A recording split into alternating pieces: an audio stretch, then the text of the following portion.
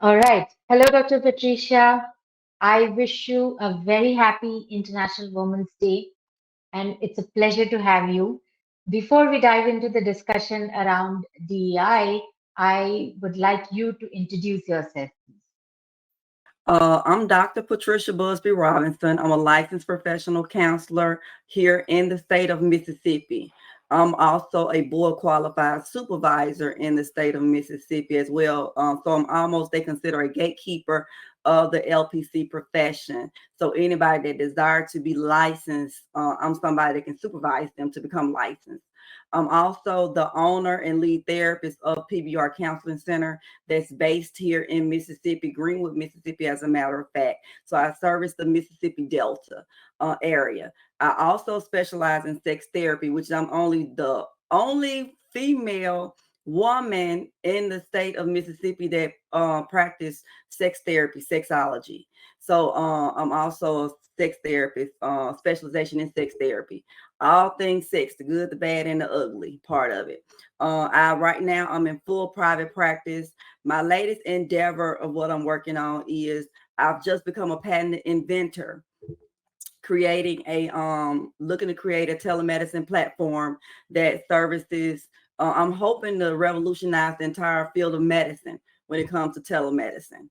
Because we don't have a tracking system. I wouldn't even call it a tracking system, but something that can tell you where your client is in real time. And while you're on the call, like we're doing now, I would know where you is in real time. And I will also know the emergency contacts for that particular area, which is difficult with we're servicing you that way. So it's kind of like extending the standard of care for people that we service as opposed to in-office visit. So it still will be giving you the same quality of care that you would get if you was in my office. I'm also the mother of three babies. I birthed three babies. My oldest is 28. My son is 21. He's in college. And my daughter, the 28-year-old, is working on her doctorate as well. And my baby girl is 16. We don't know if she's going to be an anesthesiologist or a nurse, but an anesthesiologist or a lawyer. Okay, so we're it's up for that. I have 5 fur babies, two cats, 3 dogs. Okay, and I have a fur grand. My daughter haven't given me grandbabies yet, so I have a fur grand, and I'm married as well. So I have a Great. full life. Happening life, I would say. All right. That's really awesome. All right. So, since this is an International Women's Day month, we would like you to share your personal story, your challenges, your success, and how you overcame those challenges as a woman leader.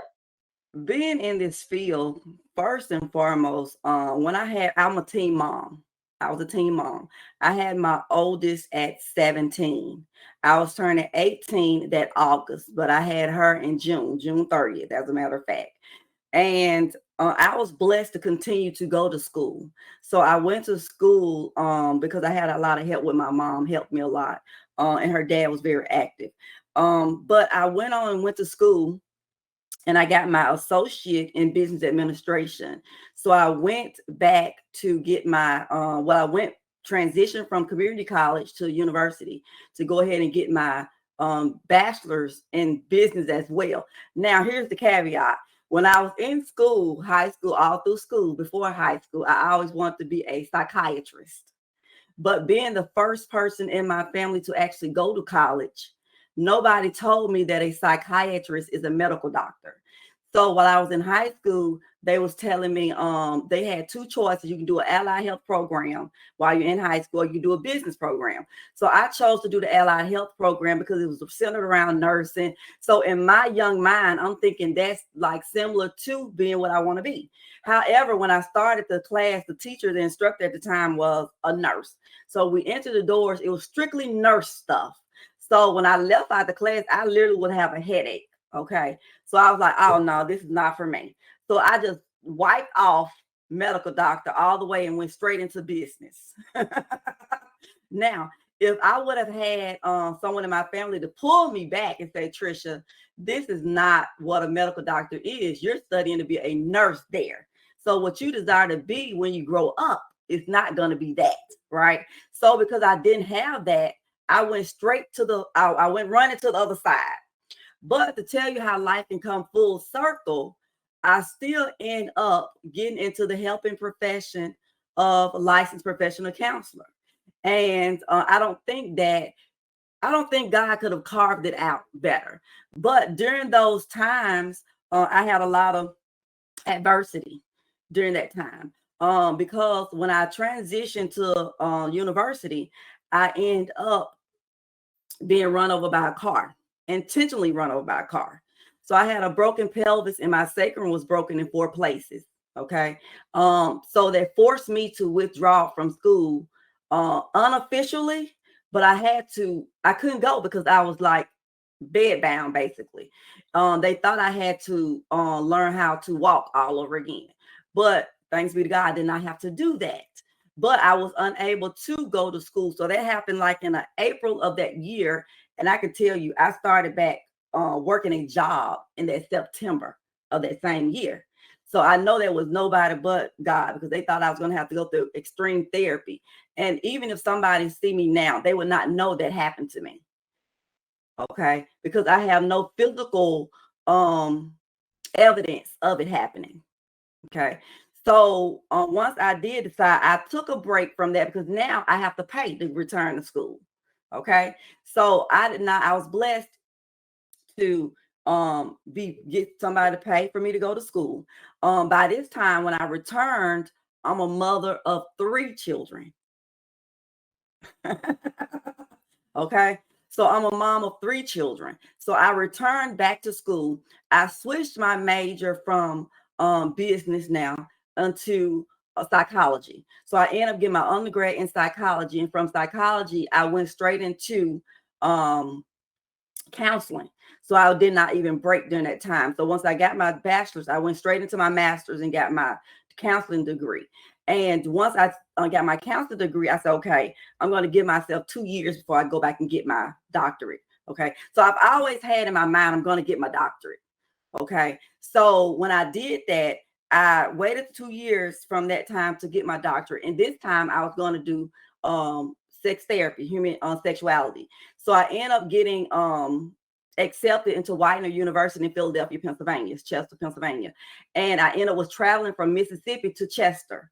So I had to do that for a couple of years. And I did that. And I'm all but dissertation at Widener. Okay. So, but during that time, I wrestled with a lot of things that they was doing with regard around sexuality. Okay. Bestiality. At that time, they wanted to make pedophilia a sexual orientation and all this type of stuff. So I kind of battled with that. And I was like, okay, Lord, I said, you're going to have to figure out another way for me to go. What's going to make me more marketable in this field that I'm in, that I will be able to do this and still be able to be, I guess I've always had in my mind, how can I be set apart from the original people? How can I be set apart? So I felt that, okay, with me having a background in sex therapy, sexology, that I would be able to get in different universities to teach as a licensed professional counselor in the states of Tennessee and in the states of Mississippi, being that I'm a counselor with this specialization, because there's none. So that's my marketability. So I was like, okay, let me see about where I can go to get the doctorate in counseling. So I ended up going to Mississippi College, getting my doctorate there. And I completed there. And here I am today. But during this whole time, even while I was working on my doctorate, I want people to understand that adversity happens. Okay. Things happen that you have to, life happens. Okay. During this time, I was going through a custody battle for my youngest baby. Okay. So I had to take off from my doctorate program for about 2 years because I had to focus my attention on that. Okay. So when I did that, I kind of like transitioned from there to, I was like, okay, during that time, it gave me time to think, what do I really want to do? So during that time, I made the decision to go to Mississippi College after I got through that custody situation with my daughter, because family is first for me. That's most important for me. And I don't do well with people lying on me. So I had to fight for my daughter and do what I needed to do for that.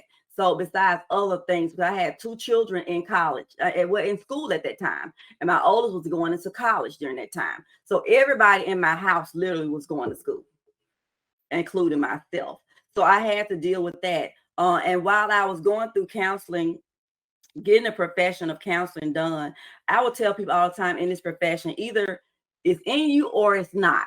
So I think you're either born to be a counselor or you're not. I don't think it's something that you literally could learn, because I tell people all the time, you literally could get what I give my clients at my kitchen table. It's literally a part of who I am. And what pushed me into pushing to getting Emer Help started, which is my other baby that I'm birthing right now, is that when COVID happened, everything shut down. So now I got to find another way to do business because I couldn't see my clients as it was. But what I learned is that nothing offered the full circle experience that we need as clinicians. So that what pushed me to do that. And the issue that I had with that is that nobody that looked like me that I know owned or had a patent, was a patent inventor, and I didn't know where to start.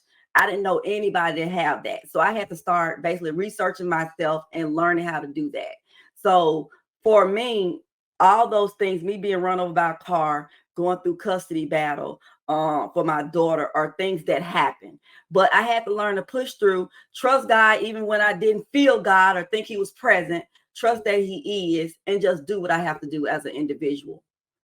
That's totally inspiring. I mean, now I can understand why you are such a strong woman. It's because you've always been strong when the difficulties came and you kind of overcame those because you always looked for the solution. And I think that is what defines the person, you know.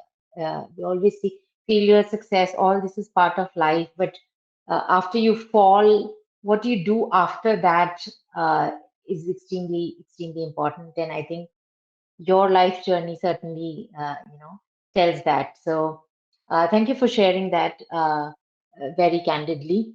Of course, the last section is more around uh, based on the kind of challenging life you had, but you overcame all those obstacles, and today where you are is because you learned from them and you kind of moved ahead. What is the message you would like to give to the young woman who will be listening to you, Patricia? To the young woman that is listening to me, I want you to understand that you are enough. You are enough. You already is equipped with what you have to succeed in this life. And I would say achieve, because I don't look at success the same as others look at success. For me, success, I will fully get success probably once I die. And God said, well done. But everything else between this and that for me is achievements. But you can have the ability to achieve whatever it is you desire. If God put in your heart to do it, it can be done. That's the way I look at life. If you have a desire to create a new moon, somebody may say the moon already exists. But if he told you to create a moon, you create the moon, right? So you have to trust and believe that if nobody is believing in you or standing with you, sometimes we have to stand by ourselves to make that happen and believe in ourselves to make that happen. A lot of humans can tell you no, but if God say yes, that's all you need. And even if they don't believe it, you have to believe in yourself and understand that you may stand alone doing it. Nobody in your family may believe it. Nobody that no friend may believe it. But let's learn to accept what we want and kill the noise, which I consider outside noise. Because sometimes the outside noise will paralyze us and prevent us from pursuing what we need to pursue based on what somebody else say we should do. So if you're living your life and live it out loud, you're going to do what you know feels good, what you know is right, and going to believe in yourself and know that you're enough. You don't need anybody else. If you can think it, you can achieve it. And I hate to say that the sky's the limit, but for me, beyond the sky is the limit. If you can think it, you can have it. Awesome. Awesome. You are enough, believe in yourself, and maybe you're changing the frame that sky is not the limit. It's probably beyond the sky. Those were really wise words, and I'm sure that there's so many women will get inspired listening to this podcast. Thank you so much, Patricia, for speaking to us. We wish you again a very happy International Women's Day. Thank you so much for having me.